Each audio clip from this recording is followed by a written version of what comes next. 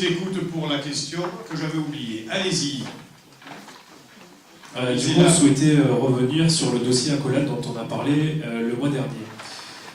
Alors, en mars 2013, vous nous aviez demandé de délibérer sur une convention qui permettait d'établir un engagement entre la ville et la société SARL Accolade, présidée par Jean-Jacques Adjedj, qui est rédacteur du Pénois, donc son frère, pardon, donc qui est sur la commune.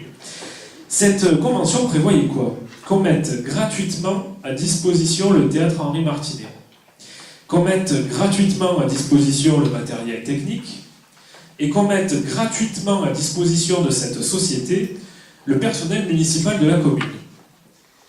Ce qui est fou, c'est que du coup, cette personne travaille en collaboration avec Philippe Gallo, qui est aussi à la communication au sein du Pénois. Et M. Adjedj écrivait une scène de théâtre en collaboration avec Philippe Romain. Donc vous avions alerté sur un risque de conflit d'intérêts qu'il y avait sur cette convention. Et ma foi, par le hasard et grand hasard, cette entreprise qui existe, je ne me trompe pas, depuis 1995, a été dissoute juste quelques semaines après notre intervention au sein du conseil municipal. Donc, en gros, on allait proposer au conseil municipal de financer, de mettre à disposition une grande salle, le théâtre Henri Martinet, aux frais des Pénois, mais tout l'argent qu'allait engranger cette entreprise allait rentrer dans les poches de son président. Donc, autant dire que l'argent des contribuables pénois allait être un petit peu mis à contribution pour juste satisfaire une entreprise. Du coup, cette entreprise a été dissoute entre-temps. Nous demandons donc la suppression de cette délibération en date du mois de mars, le 26 mars 2013. Non, on va rien retirer du tout. La société a effectivement été dissoute. De plus, la convention était caduque, enfin arrivée à terme plus exactement à l'horizon de fin octobre 2014. En fait, vous procédez par amalgame. Et je regrette profondément en fait, qu'il se soit laissé intimider. Parce que l'auteur auquel vous faites allusion, Jean-Jacques, donc, est quelqu'un qui effectivement écrit depuis des années des pièces de théâtre qui ont un très grand succès, pas seulement au Pen Mirabeau, puisque la diffusion a lieu à Marseille, dans le département. Chaque fois, on fait ça le comble. Bien souvent, il faut faire des spectacles supplémentaires. Et il aurait suffi de passer par le biais de l'association, c'est-à-dire de faire une délibération, comme on l'a fait pour d'autres, de type convention d'objectifs, pour que les choses passent de la façon la plus naturelle. Voilà. Et c'est pour ça que je regrette profondément qu'il se soit laissé intimider sur ce sujet-là, parce que ces pièces de théâtre, ça marche. C'est pratiquement les seules qui ont fait chaque fois 100%.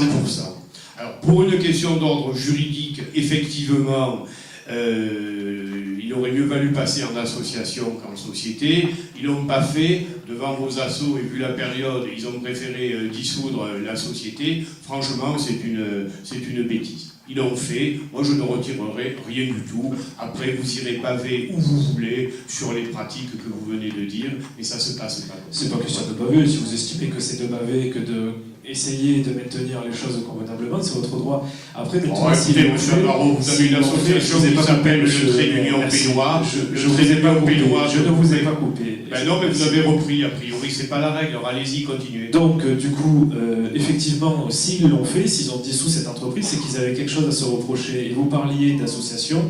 Sachez que si ça venait à se refaire au nom d'une association ou autre, nous n'hésiterions pas à le dire publiquement. Mais j'en doute pas. D'ailleurs, concernant le Trait d'Union Pénois que vous présidez et sur lequel vous avez adressé à mon attention un courrier, autant répondre du tac au tac, concernant que cette association servait à l'essor et au développement de différents comités d'intérêt de quartier, je tiens à vous rappeler qu'une association ne doit pas subventionner d'autres associations.